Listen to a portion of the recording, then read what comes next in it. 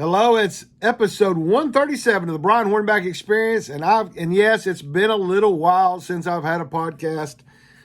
I'm going to get on a regular schedule eventually, but today on episode 137, I have got another candidate for Knoxville's general election. All the podcasts we've talked about before have been the people that were running in the primary. This is one of the races where there were two people in the race, and there's still two people in the race. It's City Council at-large, Seat B, and I have the guy, there's a lady and a guy. I have the guy whose name is Bentley Marlow, and that's B for Bentley, Seat B for Bentley. Hey, Bentley, how are you? I'm good, Brian. How are you? I'm good. So, you kind of had a free ride in the primary because there were two of you, right? And it don't matter. Two always advance for a city council race. So I kind of held off having you on because I was like, well, he's going to wind up in the general election anyway. And then you've been a guy. First of all, I guess we need to introduce you. You've been a guy who's really spent a lot of time building houses, and helping to bring up the Mechanicsville area, rehabbing old houses, building some new houses. So just kind of talk about your work in Mechanicsville and part of the center city and what you do in housing for obviously being an elected official doesn't pay a lot of money. So you obviously have to pay your bills somehow. So kind of talk about what you've done over the years in building. All right, Brian. Well, I'm a 2001 alumni from University of Tennessee with a bachelor's degree in philosophy.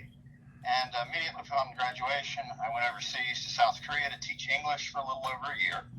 Took some time to tour Europe, came back, and started grad school at UT. Got a master's degree in social political philosophy. Did an internship with the state legislature in 2006 with Judiciary Chair Joe Folks. And then went off to law school. And Right. Graduated law school from Cumberland School of Law in 2009. Came back to Knoxville. There for a while, I thought I was going to be a lawyer and do the housing stuff on the side. So in 2004, when I came back from Korea, I bought a house in Mechanicsville. Needed a lot of fixing up. And I fixed it up, moved into it. Kind of thought that was exciting and fun. And so I started saving money and working with some friends and bought another one and worked on fixing it up, and was going at a pace of about one house every 18 months or so, and thought that would just be, stress relief and a future retirement plan. Well, after law school and some things, it's like, this is way cooler and way more fun than being a lawyer. And I don't have to wear a suit every day. Right. I don't have to shave, and I can grow up and have a long ponytail. So that's what I did. And so now here we are, a good 10 years after the fact, and I have about 30 homes over here in Mechanicsville that I've remodeled and rebuilt. Several I've started building from scratch a few years ago, and that's what I do. And I build them up. I've sold a few, but I prefer to hold on to them and rent them. Right. And primarily I'm renting to young professionals and graduate students over at UT. And I've been on the front line of watching this housing crisis. I've been talking about it to the city of Knoxville since I first started seeing the telltale signs of what was happening in 2018 and 19. Right. Then it really exploded during the second year of COVID. And it's just blowing me away that, what's happening. And I've been trying to raise awareness, and I think there's some very simple things the city could do to address it that would start making impacts, but unfortunately, they didn't listen back in 2018 and 19, and they're still not listening today. Well, and that was 2018-19. Is that before, or was that in the middle of the whole recode thing? That was in the middle of the recode thing. Right. Yeah, because the recode thing went on for a number of years. So you really spent some of your time in the primary kind of talking about it, and I guess you're the guy that really has kind of identified the whole missing middle issue. So, because you spent some of your time in the primary, obviously the city was doing absolutely nothing about the missing middle, and the missing middle has to do with the whole recode thing. And so you actually went to planning because you saw a window of opportunity where you could propose a zoning ordinance, a solution to the missing middle. So you actually laid the money down and came up with 5 proposals. MPC doctored one, and then they postponed one, and I guess they rejected 3 that city council tried to deal with, but that's still ongoing. Interestingly, so I want you to talk about a little bit about that, but also interesting that as I was watching all that, when city council first dealt with it, or no, I'm sorry, when MPC was dealing with it, planning Knoxville, MPC, whatever the heck we're going to call it today, Cheryl Ball said, but this was before the primary, she is with the city of Knoxville. She said that they were going to have their answer in October, but surprisingly, the day after the primary election of August 29th, the mayor and the city came out with their solution because the mayor got 50% plus 1, I would assume. So that's kind of interesting that it was going to take them till October, but then surprisingly on August 30th, they had somewhat of an answer. So kind of talk about missing middle, your proposal, and then I know there's still some things that's going to be going on. Monday at the O'Connor Center, there's an open house where you can come in and put a little post-it note on a board, and that really it really solves no purpose. But I know they're going to be voting on it again October 5th. But just kind of fill us in on that, and that's really the first aspect of your plank of your platform is housing. So just kind of talk about that, and I know that's probably going to take about 10 minutes, but. All right, well, so I've been on the Mayor's Development Roundtable for several years. We had the Matrix Solution Report. That was a third-party contractor that we hired, or the city hired, to come in and look at how our policies are dealing with planning and development. Right. And they issued a 100 and some odd page report that had, 70 some odd recommendations. And Harold Cannon was working on implementing those. And then my understanding is Harold kind of got fed up and decided to go back into retirement. Right. They're not all implemented. And I think that just sort of shows and demonstrates the will of the administration to actually seriously address these issues. Then we had the missing middle housing report. That report came out in August, September of last year. So it's been a year. Right. And so for a year, I've been in the ears of council and the administration about both of those reports and what are we doing. And we're slowly implementing the matrix solutions, and we're looking at the missing middle. Well, fast forward to June. I've been waiting and waiting and waiting, and I'm not sensing that we're doing anything. So I start having meetings with Amy Brooks at Planning and discussing, well, hey, what's this business I see in the ordinance about citizens can bring it forward? And she's like, we've never really had to deal with this. Like in the world since Recode, it's only been done one time that it didn't come from the mayor or from Planning, and that was Tesla at Westtown Mall. So she really didn't know, so we sort of just ad-libbed it and figured it out together. It initially started, I was like, well, Amy, it looks like what I'm proposing, I would like to call it one amendment with 12 parts, pay the $1,000 stated fee, and let's go. And I'm going to need planning staff's help. And she said that sounded reasonable. Then I meet with the administration.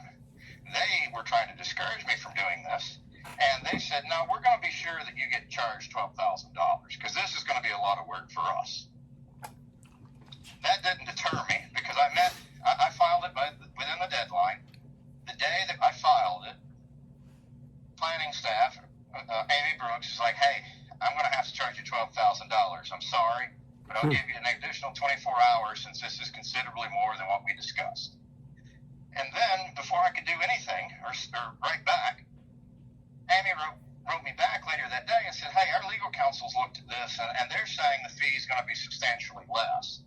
So give me a call. So then I called the legal counsel determined that the proper fee was $7,000 because my amendments, even though I had 12 parts, they dealt with 7 different articles of the zoning code. $1,000 per article. Sounds reasonable, right? That seems reasonable. Still, so then I looked at it. Still a lot of money, but okay. Still a lot of money. And I looked at it and I said, well, Amy, this one is merely changing a chart so that the chart would be compliant should they approve everything else. To me, that sounds like housekeeping. I shouldn't have to pay for that. And Amy agreed. So then it was $6,000. And I studied some of the examples that the planning commissioner's attorney had sent me for justifying how she was calculating the fee. And I noticed that previously they had done definitions in the article that they were making changes to. And then later, as a matter of housekeeping, planning would move it to Article 2, which is where all the definitions are kept. And I said, hey, Amy, I've got a 2-line definition. I don't think I should have to pay $1,000 just for that 2 lines. Here in these examples that legal counsel provided, why can't I just stick these two lines, one definition in Article 4, and then you guys, as a matter of housekeeping, move it over to Article 2? And Amy agreed. So we were locked and set at $5,000. Amy said, I'll give you till Friday, allow you time to talk to the administration. So I had a meeting that Thursday with Cheryl Ball. And in that discussion, it was perfectly clear that the administration had no written version of a zoning proposal. They had no outline of a proposal. They had no guiding principles. What she told me repeatedly, and I asked her 10 different ways, was that 8 departments were working on this and had been working on this for many, many months. And this was extremely complicated and difficult, and that they had no timeline for when they would bring it forward. And they didn't have anything in writing. They couldn't tell me what of my proposal they could agree with. They couldn't tell me what of my proposal they disagreed with. Essentially, they had nothing. But all of your proposal was written, so they knew what you were proposing, correct?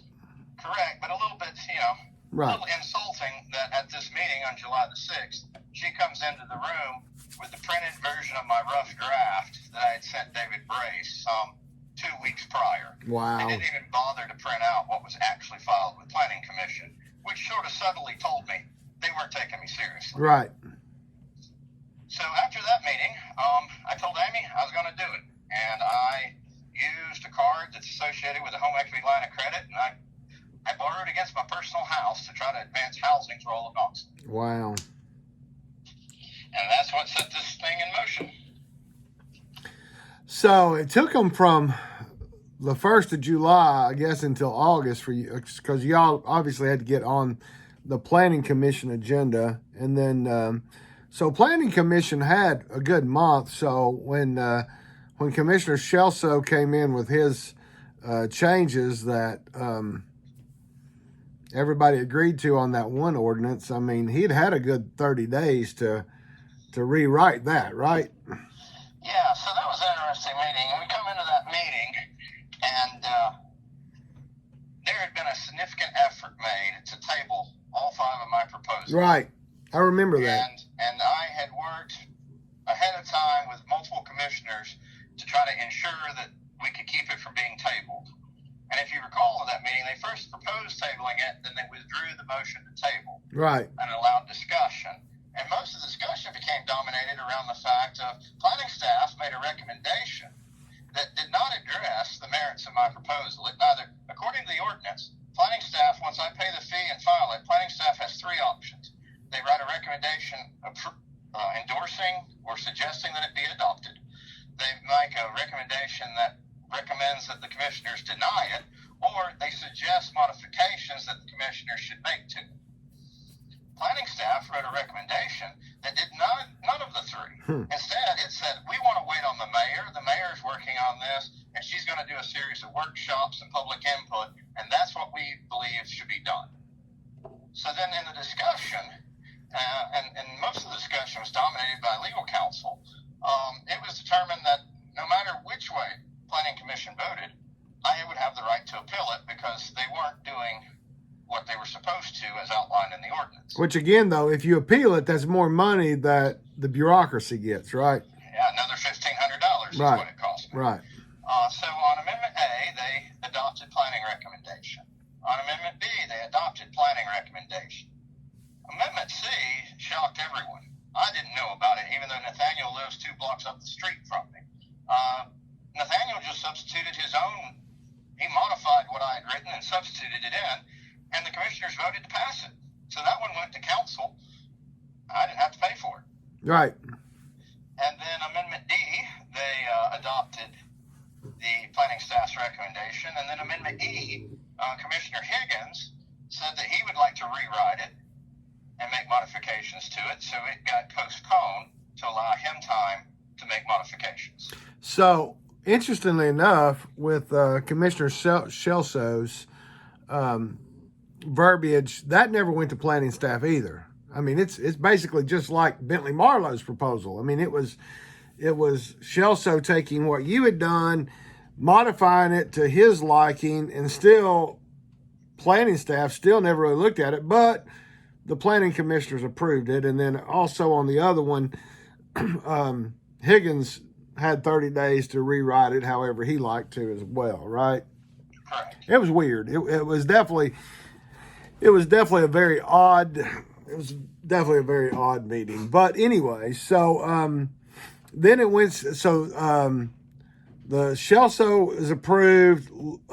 Higgins is postponed for 30 days. So you appeal the other 3, and so it goes to council, right? It went to council, yes, sir. And then what happened there? Well, so that was the Tuesday after Labor Day. We'll be Right. getting that Friday. So I immediately one week since the primary election. Yeah, 1 week after the primary. I had immediately reached out to, as soon as the primary is over, I reached out to all 9 council members saying, hey, this is going to be on next Tuesday's agenda. The election, the primary is kind of behind me. I've got a room to breathe. I'd like to talk to you about these. And I had conversations with most of council. But most interesting was Roberto started emailing me Friday, urging me to postpone. I then learned that he had sent out emails to a lot of the West Knoxville neighborhood groups that didn't accurately portray what I was attempting to do with respects to ADUs, and it really stirred up the pot. That's the accessory dwelling units. Accessory dwelling units, right. Yes. That was right. Amendment C. That right. was the one that was going to council, and I didn't have to pay for it. Right. The planning commission passed it. Right. And he stirred it up with all of the neighborhood groups. Community Forum decided to get back together, first time since Recode. And the rest of council was letting me know that their inboxes were being flooded with emails from West Knoxville. And it looked like there was no way to save it. But I gave up my Labor Day weekend, and I kept working on and studying what Andrew's concerns were, Tommy Smith's concerns, Charles Thomas' concerns, and I borrowed some language from the mayor's proposal to limit my changes to the ADU only to the TDR area, the traditional neighborhood residential development area. Right. So that's basically the older parts of the neighborhood, older parts of the city were inside the inner, what they call the inner urban core. And by doing that, I was able to get Larry Silverstein with Community Forum and Vice Mayor Roberto to agree to send it back to planning. And that's what we saw transpire there at the city council meeting. And so then that's the reason now that the planning has had one open house, going to have another open house on. Well, that's totally unrelated to me. Right. All right, so my stuff goes back to be heard simultaneous to the mayor's proposal. Oh, that's right. The mayor's proposal is the one that has to have the open. If she's choosing to do the open house, right? If you look at the ordinance, there's no requirement in the ordinance for any of these open houses. Yeah, so it's the city's proposal that they came out with on August the 30th that they're doing the open houses on. Correct. Okay. And see, the mayor's proposal, immediately upon winning re-election, she quietly, at the end of the day, on the 30th, filed her proposal, and then had me come in and meet with Cheryl Ball on the 31st to introduce me to it, and asked me if that satisfied my concerns and if I could postpone or withdraw my amendments. And it was clear, I mean, I first looked at it that morning during the meeting, and I quickly noticed a few things that I would like done differently. They don't address the true spirit of the Optico's report, which is supposed to be the basis of all of this. Right. But it was made clear to me that there was no room for modification or negotiation with the administration. It was their way or the highway. So this is the same Cheryl Ball that just a couple, 3 weeks ago in front of council said it was going to take them to the middle of October to come up with a plan, but by the 30th and 31st, they were ready to go with no modifications. That is correct. The same Cheryl Ball that told me on July the 6th they hadn't yet written anything down and didn't know what they would write or where they would begin. Right. Anyway, so that kind of gets us up. Obviously, the city's going to continue on, and you're going to continue on with what you've got to do October the 5th for planning, and then I guess that means it goes to council sometime later the month of October, right? Well, whatever survives planning, whatever planning adopts and votes and approves, will go on to council 2 weeks later. And I guess if I'm denied, if I want to spend another $500, I could probably appeal it again. Right. And that's $500 per item. Right. So, that kind of gets us into the fact that, I want people to understand, and we'll probably wind up doing another podcast to talk about some of this again. But, I think what people need to understand is obviously you're running for city council. The election's November 7th. Early vote starts October 18th, runs through November 2nd. But, I think what people need to understand, the people who are watching this 137th episode of the Brian Hornback Experience with Bentley Marlow, is you have a clear choice beginning on October 18th through November 2nd and on November 7th. That is, you have two candidates running for at-large seat B on city council. You have someone who intimately knows the housing issue in Knoxville. You have someone who's been in the throes of the housing issue before Recode, during Recode, and post Recode. And you have another candidate that has said at the East Knoxville Business and Professional Association that she hasn't read the budget. She doesn't understand what the job of council person is. But she got a lot of votes in the primary, and every election stands on its own. So let's move from housing, because we can come back and talk about that another day, because I'm sure, just like a James Bond movie, we can live to fight that issue another day. Let's talk about the other two issues that you have on your city council platform. One of them is public safety. Obviously, there's a lot of issues with public safety. A lot of money's been spent over at the old St. Mary's in North Knoxville. But also we have continuing issue of how do we keep first responders? How do we keep KPD? Kind of talk about where you're at on public safety. Yeah, so we'll start with police. So we're authorized to have 416 officers by city charter. Now, that number has been stagnant for a long time. Knoxville's growing. That's something we need to address at some point in the future, but before we can get that far along, we've got to staff up to 416. Where are we at? Right now, we're about 70 officers short. Wow. We're about 17%. So we're trying to police a growing city with, 16 or so percent fewer officers than we're allowed. And that's putting a tremendous strain on officers. We're doing 12-hour shifts. They're doing mandatory overtime. We've got to do more to take care of our officers. We just did a massive pay increase to try to approximate market rate, but in this inflationary environment, I believe we may already be behind the curve. But we've got to address this. We've got to figure out how to stop the leaving of officers, because a lot of times what's happening, we're training them up, and then they're leaving us to more pay. So we're going to have to get competitive on that because we spend a lot of time and a lot of money training officers.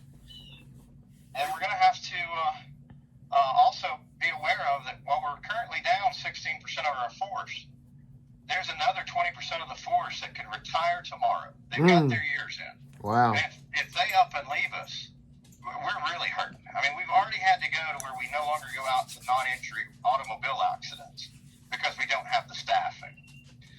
If we don't solve this soon, we're going to have really long response times, and it's going to start getting to where situations that are very critical are going a long time before an officer arrives. So we've got to make this a top priority.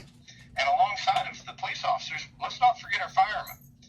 The fire department's missing about 10 or 12% of its firefighting force. We have an authorized firefighting force of 335, and we currently are hovering somewhere around 300 firemen. And this year, for the first time in over 3 decades, we had a firefighting recruit class that did not have enough applicants, and we had to repost it. And once we reposted it for another month or month and a half, we ultimately got to a little over 30 recruits. And as of Friday afternoon, Chief Faddis messaged me and told me they're down to about 25 recruits. Wow. In the first 2 or 3 weeks of this firefighting academy, that they've lost 5 or 6 recruits. So we're going in the wrong direction there too. And you start looking at the average salary of firefighters nearby, you got to think that maybe we don't have the pay figured out. But these are 2 critical, I mean, arguably the most important things the city does. Right. Is public safety, fire and police service. Yep. And we've got to address that. And see, this ties in very nicely with housing, because if we build more and we do more development, we expand our tax base, which generates more revenues for the city to be able to pay for the police and fire without doing a tax increase. Right. And then all of this touches on the third point. And my third point is, the root word of housing and the root word of homeless are the same. They're two sides of the same coin. 61% of our homeless here in Knoxville cite the lack of affordable housing is what got them homeless in the first place. So the only thing that the city can really do to address housing, and by addressing housing, the city's also addressing homelessness, and they're doing it in a way that's proactive, which is the most effective way to address homelessness is before somebody ever becomes homeless. Right. And it's a supply-demand imbalance. We are a great place to live, and everybody's now realized it, and they're flooding us. But that's great. That's more people. That's more revenue. That's more growth. That's everything cities want. So the demand's high. So we need to get our supply of housing to come up in equal demand if we want to stabilize rent and house prices. Well, who controls the supply of housing? It's the city. Yep. Through zoning, Yep. through land use. So they've got to come off this stranglehold on the zoning and allow us to build more housing in more places so that we can increase our supply to meet the demand so that we can stabilize home and rent prices so people can afford them. Yeah. Oh, absolutely. I mean, and what you're trying to do is those infill spots. I mean, the city does, unlike the county, who has some big parcels of land where you can put in multiple units. The city doesn't have those big parcels of land, and so I mean it has to be done through infill, through the missing middle. That's Right, so go ahead. It's really simple. So in the city, we already have sidewalks and curbs and Right. stormwater. We have the sewer and the water lines underground already. I mean, think about it. If you look at the population of Knoxville today, it's roughly what it was in 1965 or 70. Right. But back then we had more farmland. Right. So all the people have moved out west. Yeah. And so that means all the infrastructure to handle this kind of population could come back into the urban core. Right. And it could be done by filling in all the vacant lots throughout Mechanicsville, Lonsdale, Park Ridge, Old North, Oakwood Lincoln Park, where through years of blight and neglect, homes were torn down. We just need to be able to rebuild on those old lots. Right. And we need to be able to build on them quickly and efficiently without having to go to BZA because this lot isn't big enough, because we've designed our zoning standards based on a suburban picture where everybody is on quarter-acre lots. Right. So, I mean, these are just simple things, but I mean, this seems to me it's very simple. Let's put density back where it used to be so that we can preserve more of our farmland out in the county. Absolutely. Well, that's probably a good place for us to stop on this 137th. I anticipate that you're going to be hearing Bentley Marlow more on the Brian Hornback Experience, because this whole issue in the city was the issue that dominated the mayor's election in the primary. It dominated the city council at large, A, B, and C, and it's still going to be active in city council B race, the city council C race, and so the city is going to be talking about the housing issue. The county commission is going to be continuing to talk about density. But what we really have to do is, what the city really has to do is has to have an answer to the recode issue. Again, folks, Bentley Marlow is running for city council seat at large, seat B. That means everybody in the city gets to vote. Early vote starts October the 18th, runs through November 2nd. Election day is November 7th.